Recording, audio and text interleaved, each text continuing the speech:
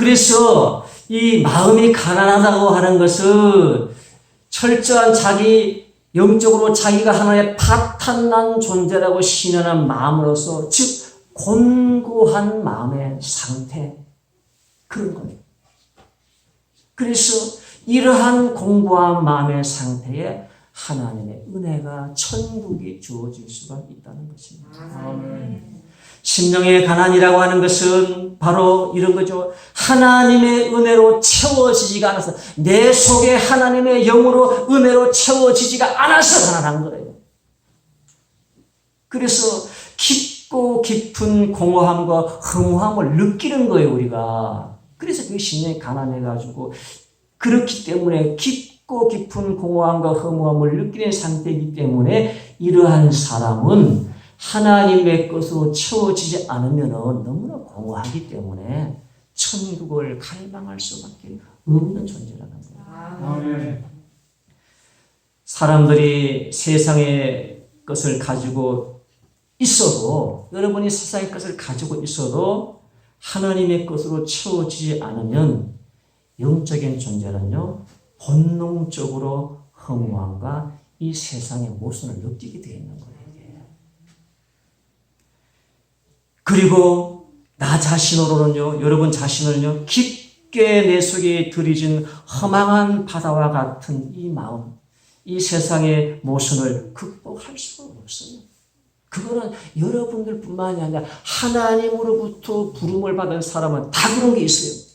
저 자신이 하나님 앞에 부름을 받은 것도 이 세상을 바라볼 때 너무너무 허망해서 이 허망한 마음을 채울 길이 없어서 고뇌하고 비통했고 우울했지만, 그러나 하나님의 은혜가 나에게 임하고 하나님의 천국이 나에게 임했을 때에 나의 모든 허무함과 세상의 모순을 극복해낼 수 있는 그러한 은혜가 임했다는 것이죠. 아멘. 그래서 우리가 이렇게 내 속에 이 가난한 마음의 상태, 깊고 깊은 세상에서 만족함을 느낄 수 없고 깊고 깊은 공허하고 허무하고 이 세상에 이 모순된 것을 바라볼 때에, 그때에 그 가난한 마음에 하나님의 은혜가 임할 때에 깨달은 겁니다. 아멘. 그래서 내 안에 이 심령이 하나님의 영으로 충만해질 수가 있고 하나님의 영광을 볼 수가 있는 것입니다. 그래서 이 하나님의 은혜가 채워지지 않고 하나님의 은혜가 없으면요, 은혜는 채워지지 않는 그 은혜를 갈망하는 마음, 그 은혜를 갈망하는 마음, 이것이 바로 영적인 마음의 가난이라고 할 수가 있는 것입니다. 아멘. 이런 사람에게는요, 당연히 영적인 복이 주어진다는 것을 우리가 알 수가 있습니다. 자, 이런 사람에게 이렇게 여러분의 심령이 하나님으로부터 이 세상의 부유함과 만족으로 채워져서 이것으로 만족하는 것이 아니라, 우리가 이 세상에 있지만 우리의 영적인 사람이 끊임없이 하나님 앞에서 하나님의 것으로 채워지지 아니함으로 곤고하고 갈망하고 허망한 이 심령에 하나님의 것으로 은혜로 채워지는 상태가 복이 있는 사람이 되는 것인데, 그 복이 있나니, 복이라는 뜻은 카마리오스라는데 복된, 행복하다는 것이죠. 자, 이러한 사람은 하나님의 은혜를 갈망할 수밖에 없기 때문에 당연히 하나님의 은혜의 복이 찾아오게 되는 것이죠. 그렇기 때문에 이러한 내적인 현상이 우리에게 일어나는 것 자체가 엄청난 영적인 복이 되어진다는 거예요. 이러한 현상이 우리 속에 일어날 때에 자의적이든 타의적이든 하나님의 복음이 심어지고 그의 발걸음이 하나님을 향하게 되는 역사가 일어난다는 것이죠. 아멘. 이런 것이 내 안에서 온전히 깨달아지고 이것이 강하게 일어날 때는 누가 나를 이끌어주지 않아도 제 발로 교회를 찾아가는 사람이 있어요. 그래서 가끔 보게 되면 교회를 왜 왔느냐고 물으면요, 세상이 너무 허무해서 이 허무함을 해결해 보려고 여기에 나가면은 그 허무한 것이 좀 채워질 수 있을까 해서 교회를 나왔다라고 하는 그런 사람도 있는 거예요. 이렇게 나의 영적인 공고함과 영적인 가난으로 하나님을 찾고 천국을 갈망해서 나오는 사람이 있지만 세상의 것으로 가득 차고 세상의 것으로 부유해서 마음의 심령의 가난을 느끼지 못하게 되면은 때로나 하나님께서 우리에게 환난이나 고난을 통해서 심령을 가난하게 만들어요. 질병을 통해서 우리의 마음을 꺾어뜨리고 가난하게 만들기도 하고요. 물질의 어려움을 통해서 우리의 마음을 가난하게 만들기도 하고요. 어쨌든 한결같이 이루고자 하는 목적은요. 이 세상의 것을 꺾어서 세상의 것을 쳐서 세상의 것을 빼앗아서 결국 하나님이 그에게 원하는 심령의 가난함을 일으키는 거예요. 그러나 하나님의 은혜가 복이 이런 심령의 가난 자체가 복이 있다는 것은 우리의 육신의 환난이나 곤고나 고통이나 어려움의 단계를 거쳐서 가난에 이르지 아니하고 내 심령으로 다이렉트로 온 것이기 때문에 당연히 이런 사람에게 하나님의 은혜가 있고 복이 있는 거예요. 그래서 우리의 삶에 있어서 나에게 깨달음을 통해서 도무지 세상의 진리를 찾을 수가 없고 이 모순된 걸 해결할 수가 없고 이 허망한 것을 다 뭔가를 가지고 있는 것 같아도 이 깊고 깊은 마음의 허전함을 찾을 수 없어서 교회를 찾는 것도 하나의 부르신 방편이지만 그것이 세상의 눈이 어둡고 죄악으로 오염되고 어두워서 세상의 때가 꽉 끼어가지고 그게 안 될 때는요 세상의 것을 벗겨내는 작업을 통해서 아픔과 고난과 눈물과 한숨과 고통과 기름을 주어서도 하나님께서는 이들을 마음을 무너뜨리시고 마음을 가난하게 부르시는 하나님의 부르신 방편이라고 하는 것을 알 수가 있는 것입니다. 그래서 우리가 교회를 나오지 않은 사람의 이유는요. 세상의 것이 부유해서 마음이 가난해지지 않아서 세상의 것이 부유해서 그렇다고 하는 걸 우리가 알 수 있는 것입니다. 자, 이러한 사람에게 복이 있는데 그 복은 뭐죠? 천국이 주어진다는 거예요. 천국, 바실레이아, 하나님의 나라이죠. 이러한 천국이 우리에게 주어지는데 이 하나님의 나라는 우리 가운데 이루어진 하나님의 나라와 미래에 이루어질 하나님의 나라 두 개의 양면성이 있는 하나님의 나라에 복이 우리에게 임한다는 겁니다. 그래서 예수 믿는 사람들이 영적인 복이라는 건 두 마리의 토끼를 잡게 되어 있는 거예요. 하나님께서 영의 복을 주시고 내 영혼이 잘된 같이 네가 강건하고 네가 하는 범사의 일을 잘되게 하신다라고 하는 것은요. 우선순위를 영혼에 뒀을 뿐이지 영적인 육신적인 복을 팽개치는 그건 아니에요. 하나님께서는 그 영의 복과 육의 복을 두 마리를 잡게 하시는데 우리의 주안점이 너의 주안점이 영의 복에 포커스를 맞춰라 얘기해요. 그러면은 육의 복은 떠나서 덤으로 올 수 있는 게 어찌해서 너희들이 이 상에서 한평생 먹고 마시고 씻고 이 장망선거 같은 그거에 올인해서 하느냐.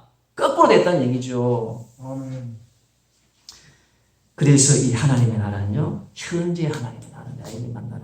그래서 내 마음에 예수를 구주로 모시고 그리스도의 다스림을 받은 요 상태, 이것이 뭐죠? 하나님의 주의 나라 내 속에 임해 있는 것이죠.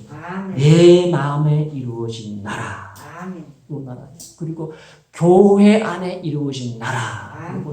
그래서 누가복음 10장 21절에 또 여기 있다 저기 있다고도 못하라니 하나님의 나라는 너희 안에 있느니라. 네 개인의 심령에 하나님의 말씀과 다스림 받고 하나님의 은혜가 임하면 그 자체가 내 심령에 먼저 하나님의 나라가 임한 것이죠. 그 다음에 베드로전서 2장 9절에 그러나 너희는 택하신 족속이요 왕같은 제사장들이요 거룩한 나라여 그의 소유가 된 백성이니 거룩한 나라가 이루어졌죠. 거룩한 나라가 내 안에 뿐만이 아니라 너희가 이 택하신 족속들이 모여있는 이 거룩한 이 교회가 하나님의 나라예요. 그래서 이 땅에 이루어지는 것은 나의 심령에 이루어질 뿐만이 아니라 이 보임 무리 가운데 거룩한 무리 가운데 이루어진 교회가 하나님의 나라라고 하는 것을 알 수가 있지요. 그 다음에 두 번째로 하나님의 나라는 이 땅에 있는 것뿐만이 아니라 내 심령뿐만이 아니라 미래에 이루어질 천국의 나라가 있는데 요한복음 18장 30절 6절에 예수님 이렇게 말씀하셨죠. 예수께서 대답하시되 내 나라는 이 세상에 속한 것이 아니니라. 만일 내 나라가 이 세상에 속한 것이었다면 내 종들이 싸워 나로 유대인들에게 넘겨지지 않게 하였으리라. 이제 내 나라는 여기에 속한 것이 아니니라. 내 나라가 이 세상의 것이라고 내가 이 이스라엘의 왕이 되는 것이었다라고 하면은 12군단 된 천사를 불러내려서 내가 하지 못하겠느냐는 거죠. 내 나라가 여기에 속한 것이 아니라 내 나라는 저기에 있는 나라이기 때문에 나는 여기에서 죽겠다라고 하신 것이 바로 예수님의 뜻이었습니다. 그래서 예수님 말씀하신 것처럼요. 사람들이 다 속고 있고 착각하고 있는 거예요. 다 마귀에 속고 있는 거예요. 이 세상 이게 전부인 줄 알아요. 그렇지 않습니다. 이 어리석은 사람들이 눈과 귀가 가리워져 다 속고 있는 거예요. 지금 자기가 보고 듣고 만져낸 이것만이 전부인 줄 알아요. 그렇지 않아요. 이 세상에 제가 진실을 말하잖아요. 이 세상의 나라는 잠시 그 하나 모델 하수와 그림자와 같은 모조품과 같은 것이고 진짜 나라는 우리가 진짜 상급과 영광을 받게 되는 나라는 하늘에 있다라고 하는 것을 알 수가 있습니다. 자, 이러한 천국이 그들의 것이며 우리들에게 그러한 자들에게 주어진다는 건 그들의 것, 아우토스 그들의 것이라는 뜻인데 그럼 이거죠. 천국은 어떤 자에게 심령이 가난한 자의 것인데 심령이 가난한 자에게 내려진다는 것은 뭘 의미하죠? 내 인간의 노력과 의지에 대한 대가와 보상이 아니라는 것이죠. 나의 심령이 가난한 자에게 내려지는 것이죠. 그것은 심령을 가난하게 만드는 것 자체가 내가 할 수 있는 일이 아니기 때문에 인간의 노력에 의한 대가와 보상이 아니라 이것은 하나님의 은혜라고 하시는 것입니다. 하나님의 은혜인데 이 은혜라고 하는 것은 하나님의 긍휼하심에 의해서 비롯되어진 하나님의 선물로 주어진 것이라는 겁니다. 아멘. 두 번째로 애통하는 자의 복인데요. 심령이 가난한 자뿐만이 아니라 애통하는 자가 복이 있어요.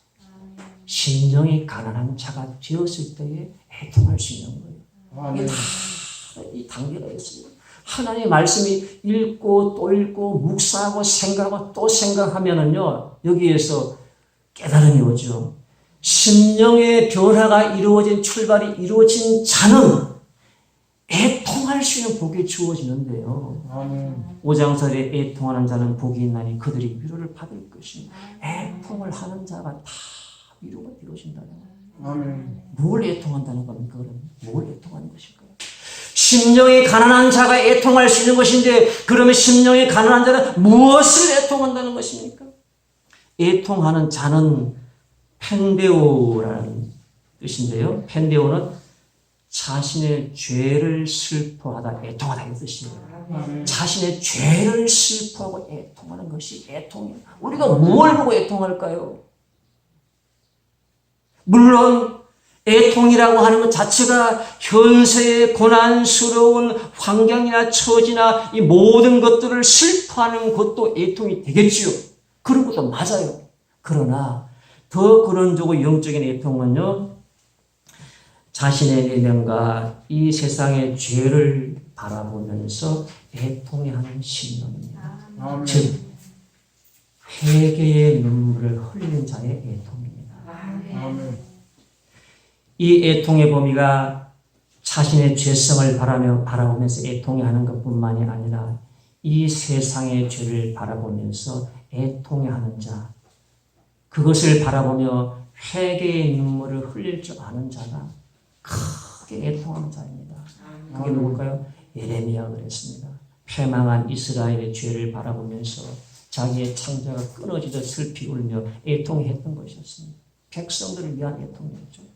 다니엘이 포로로 잡혀갔지만서도 다 무너진 예루살렘의 성전의 소식을 듣고 애통하면서 백성의 죄를 대신하며 회개하여 기도했을 때에 하나님께서 예레미야에게 환상을 다하고 이것으로 끝나는 것이 아니다.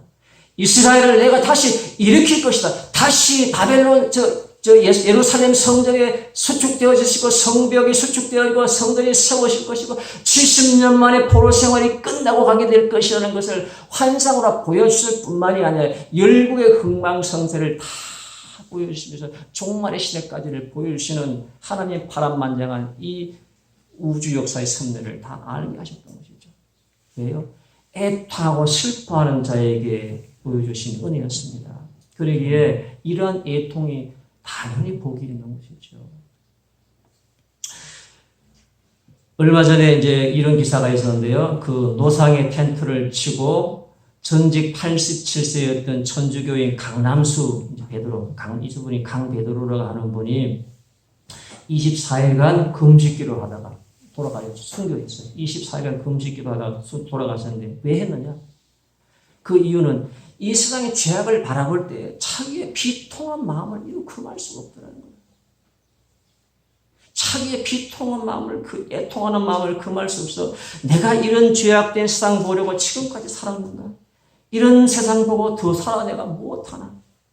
이 한 목숨 바쳐 이 나라를 위해 구해달라고 하나님께 기도하고 죽겠다라고 결심하고 기도하다가 24일간 금식기도 하다가 돌아가셨어요. 그 목적은 이거예요. 이 세상에 그의 눈에 비치는 이 세상의 죄를 바라볼 때에 애통함. 그래서 그 애통함, 내 87세인데 이제 더 살아서 뭐하나 내가 이제 하나님께 내가 이 나라를, 이 죄를 위해서 기도하다가 죽겠다. 그래서 기도하다가 돌아가셨습니다. 보도는 되지 않았지만 서울 시민장으로 치렀다고 합니다. 이런 애통을 한 분을 통해서 하나님께서는 그 후대에도 복을 줄 수 있지만 진정한 위로는 그 후대가 받지 못할 수 있고 자신의 육적인 삶에서 받지 못할 수 있고 어디서 받아요? 하늘나라에서 온전한 위로가 이루어진다는 사실을 우리가 알아야 되는 거예요. 애통하고 흘렸던 눈물은 한치의 헛됨이 없이 하늘나라에서 상급과 위로 다 받게 되어진다는 것입니다. 그래서 이 위로를 어떻게 받을까요? 위로해 주신다고 하셨죠? 하나님께서 우리를 위로하시기 때문에 복이 있는데 위로를 받을 것이며라는 뜻을 보게 되면 파라칼레오라는 뜻인데요. 이거는 곁으로 부르다, 곁으로 초청하다 이런 뜻을 가지고 있습니다. 이거는요, 곁으로와 부르다의 합성어인데요. 파라칼레오, 이거 합성어인데 이걸 원어 뜻을 지역하면 이렇습니다. 애통하는 자는 복이 있나니 그의 위로를 받을 것이며 이렇게 이제 해석이 한국어로 그렇게 해석하는데 왜 애통이라는 것에 가장 위로가 되는 말이 위로죠. 그렇기 때문에 위로를 다른 수 없지만서도 직역을 하기엔 이런 거예요. 애통하는 자는 복이 있나니 그들이 하나님 곁으로 부름을 받을 것이며 이겁니다. 아멘. 어떻게 그 애통을 위로해요? 하나님 곁으로 불러서 위로를 하시는 거예요. 땅에서는 위로를 다 받지 못할 수 있어요. 그러니까 진정한 위로는 하나님의 곁으로 불러서 위로를 하신다고 하는 걸 우리가 알 수가 있지요. 아멘. 그래서 우리가 이 땅에서는 위로를 받지 못하고 천국에서 위로를 받게 되는 것인데요. 땅에서는요, 우리가 하나님 나 이렇게 했는데 나 왜 보상해 주지 않습니까? 하나님 뭐라 그런지 알아요? 땅에서 받은 자는 하늘이 받을 게 적다고 해요. 땅에서 안 받는 게 좋은 거예요. 땅에서 안 받는 게. 땅에서 거지까지 살아도 괜찮아요. 거지 나사로 비유해서 주님이 적절하게 설명을 해주고 있잖아요. 거지 나사로 비유 잘 아시죠? 이 비유는요, 하나님을 믿었다 안 믿었다를 예수님이 강조하지 않아요. 천국과 지옥을 설명하는 데 있어가지고 하나님 믿었다 안 믿었다를 강조하는 것이 아니라 위로를 강조하는 것인데 부자와 나사로가 부자는 지옥에 떨어졌고 나사로는 천국에 갔죠. 자, 부자가 그 음부의 고통에서 봅니다. 그가 음부의 고통 중에 눈을 들어 멀리 아브라함과 그의 품에 있는 나사로를 보고 부자가 지옥 불못에서 저만의 천국 아브라함 품에 나사로를 보고 그럽니다. 나는 어떻게 이불 속에서 이렇게 고통 중에 있고 나사로는 어떻게 저 아브라함 품 속에 저렇게 행복한 천국에 있는 겁니까? 그때 아브라함이 말합니다. 누가복음 16, 25절이에요. 아브라함이 이르되 예, 너는 살았을 때 좋은 것을 받았고 나사로는 고난을 받았으니 이것을 기억하라. 이제 그는 여기서 위로를 받고 뭘요? 위로를 받고 너는 괴로움을 받느니라. 아멘. 나사로가 땅에서 거지요 문둥병 환자요 이렇게 비천한 신분을 살았지만 예수님이 이 거지 나사로 부자비를 통해서 말씀하시는 것은 믿음을 얘기하는 것 자체가 아니고 여기서 강조하는 것은 하나님의 온전한 위로를 강조하는 겁니다. 아멘. 온전한 위로가 아버지의 아브라함 품에 있을 때의 위로가 이루어진다는 것이죠. 아브라함 품이라고 하는 것은 하나의 품을 의미하는 거예요. 아멘. 그 아브라함 품의 곁으로 갔을 때에 가장 위로를 받는 그 모습을 형상화한 것이 마치 아버지의 품에 안겨있는 손주와 같은 모습. 그게 가장 위로가 아닐까요? 부모가 자기 자녀를 품에 안아있는 모습. 이것보다 더한 위로의 모습이 어디 있지? 그래서 하나님께서는 마치 이 아브라함의 품에, 믿음의 아버지인 믿음의 조상인 아브라함의 품에 안겨있는 모습으로 형상화했지만 이것은 하나님 곁으로 가서 완전한 위로를 거기서 받는다고 하는 것을 말씀하는 겁니다. 아멘. 이처럼 이 땅에서의 애통의 눈물을 흘렸던 사람이 진정한 하늘의 복을 누리게 되는 것입니다. 세 번째 온유한 자의 복까지 말하겠습니다. 온유한 자의 복. 5장 5절에 온유한 자는 복이 있나니 그들이 땅을 기업으로 받을 것이며 온유한 자가 복이 있는데 그들이 땅을 기업으로 받는다는 겁니다. 온유한 자는 프라비스, 온전, 온유한, 친절한, 겸손한, 동정심, 인정 이런 여러 가지 뜻을 가지고 있는데 또 다른 뜻은 길들여진 야생마다 이런 뜻이 가지고 있어요. 다듬어진 인격이라는 걸 의미하는 것이죠. 진정한 온유라고 하는 것은 타고난 본성이 온유한 것도 있지만 타고난 본성에 다 불안정한 모습이 있고 다 악한 부분이 있어요. 죄성이 있어요. 그러나 하나님의 말씀으로 우리가 거친 광야에 제어할수 통제할 수 없는 그런 정말 정말 미친 그런 야생마와 같은 사람이었다 할지라도 하나님의 은혜에 의해서 말씀에 의해서 그 다듬어져 길들여져서 야생마가 길들여져서 다듬어진 말이 되어질 준마가 되어질 때 거침없고 누가 통제할 수 없는 그런 사람이 하나님의 말씀을 통해서 그 인격이 다듬어졌을 때에 과거에 그 어떠한 험악한 일을 했다 할지라도 하나님의 일을 할 수 있는 자도 되어지더라는 겁니다. 아멘.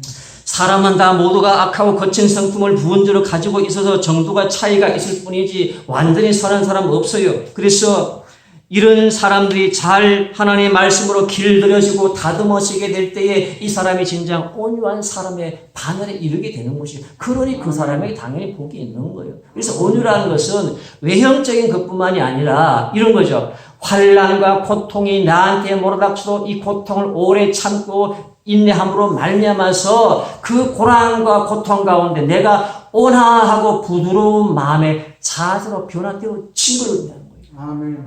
그리고 그러한 사람은 그 고통과 환난 가운데 하나님을 향해서 원망하거나 하나님을 욕하지 않는 사람이 되어지는 거예요. 이것이 진짜 온유한 사람이 되어지는 거예요. 그 대표적인 인물을 설명하는 것이 바로 모세라는 인물이죠. 모세의 온유에 대해서 이렇게 말합니다. 12장 1절에 모세가 구수여자를 취하였더니 그 구수여자를 취하였으므로 미리암과 아론이 모세를 비방하니라. 그들이 이르되 여호와께서 모세와 말씀하셨냐 우리와도 말씀하지 아니하셨냐 하며 여호와께서 이 말씀을 들으셨더라. 이 사람 모세는 온유함이 지면의 모든 사람보다 다하더라. 아멘. 모세가 율법으로 잘못했어요. 구스 여인, 그 애굽의 여인을 자기를 시종드는 여인으로 맞아들였습니다. 자기의 아내가 죽고 100살이 다 된 이 모세가 고단한 몸을 가지고 있는 모세가 자기를 시종들 사람, 그 사람이 제일 잘하니까 그 사람을 자기의 시종된 사람으로 이제 했는데 그런데 미리암과 아론이 찾아와서 모세를 비방하는 겁니다. 잘못했다고. 이게 율법을 어기고 어떻게 이방 여인을 아내로 맞이했느냐.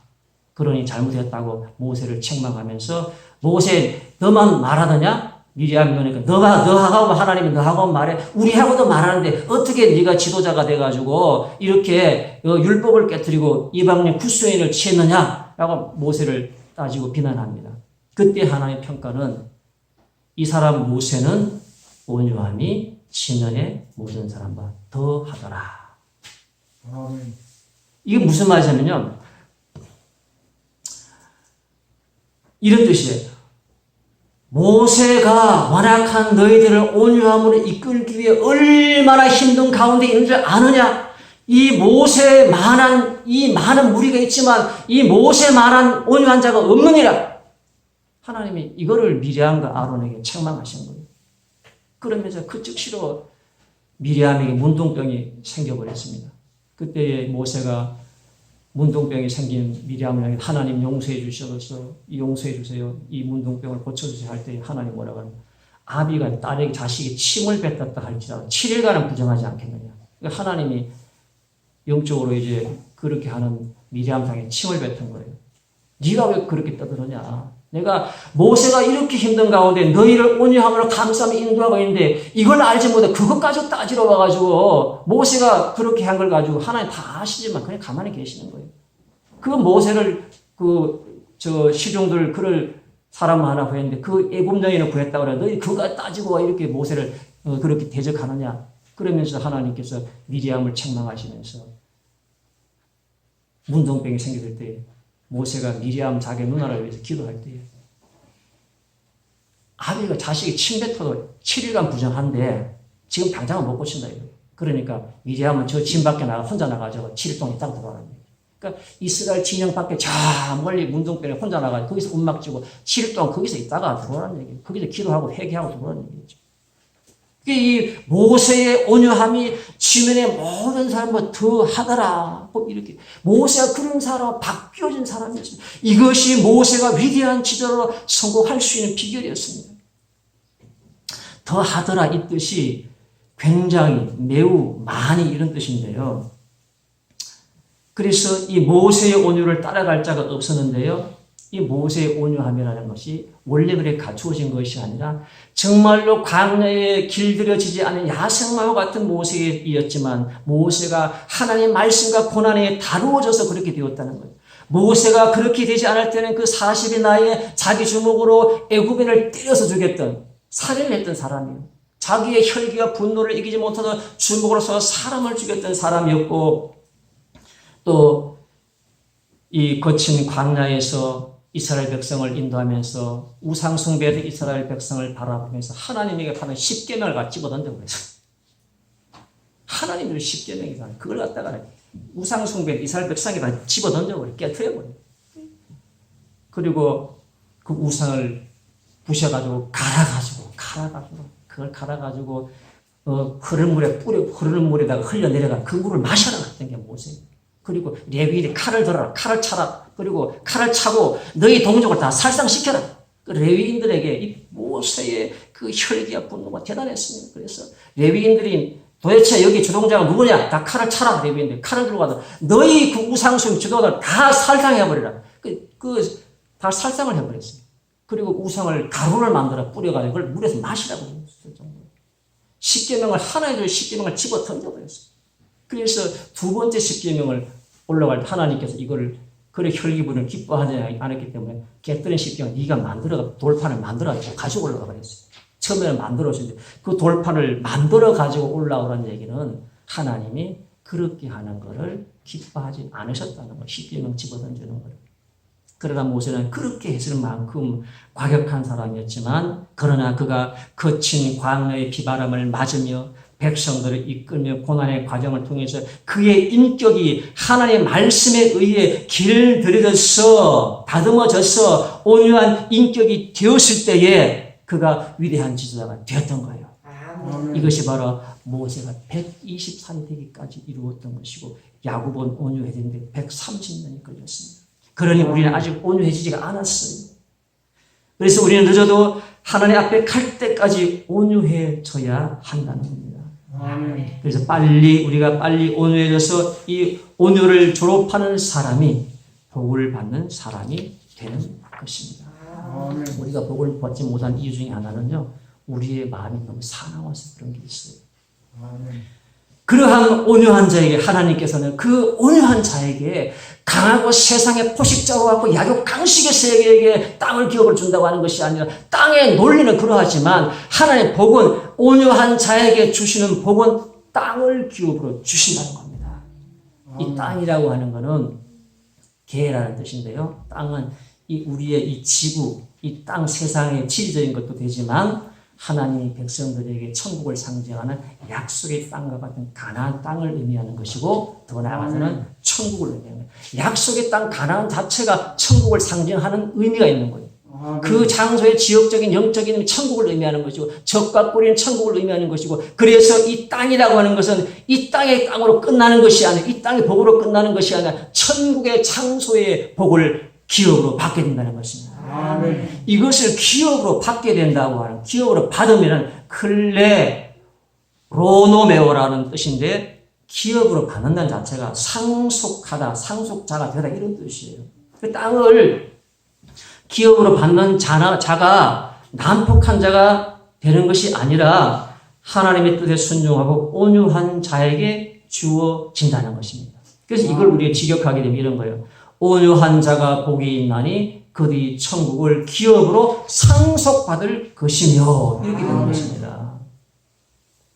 그래서 온유한 백성의 지리적인 약속의 땅 가나안도 가나안의 7 족속인 이 패역한 족속을 하나님께서 물리치시고 약속의 땅 가나안을 그들에게 주셨듯이 천국 상속받을 자는 하나님 말씀에 의해서 온유함으로 다듬어진 자에게 천국 기업을 상속받게 된다고 하는 것을 알 수가 있는 것입니다. 아멘. 이제 결론으로 말씀 마칩니다. 심령이 가난한 자라는 의미는 구원받는 복의 조건에 있어서 교리적인 설명보다가 더 포괄적이고 근원적인 내용입니다. 교리적인 설명은 예수 믿고 죄 용서 받고 구원을 받으면 천국이 주어진다고 말을 하지만 심령이 가난한 자가 되었다는 것은요. 예수를 이미 믿어서 진정한 믿음에 이른 자가 결론적으로 얻어지는 마음의 상태가 심령이 가난한 자예요. 그래서 심령이 가난한 자의 이 말씀은 어떤 교리와 구원의 조건을 포괄하는 말씀이라고 하는 걸 우리가 알 수가 있는 것입니다. 결과적으로 예수 믿어 일어나는 변화는 심령의 변화인 것이며 내 영혼의 가난은 전적으로 내 영혼의 가난이라고 하는 것 자체는 하나님의 은혜를 갈망하고 하나님의 은혜를 갈망하는 배고픈 심령의 상태라고 하는 것입니다. 그래서 심령이 가난한 자가 복이 있으며 이 8복 중에 가장 중요한 심령이 가난한 자가 얻는 천국을 얻게 된다는 것을 말씀하고 있습니다. 그리고 이 심령이 가난한 자는 앞으로 이루어질 모든 영적 조건의 복의 출발이 되어진다는 것입니다. 그래서 우리의 모든 변화의 출발은 심령의 변화에서 시작되어진다는 것을 통해서 우리 모두 진정한 심령의 변화를 경험하는 은혜가 있기를 예수님의 이름으로 소원합니다. 기도하겠습니다. 하나님 아버지 은혜를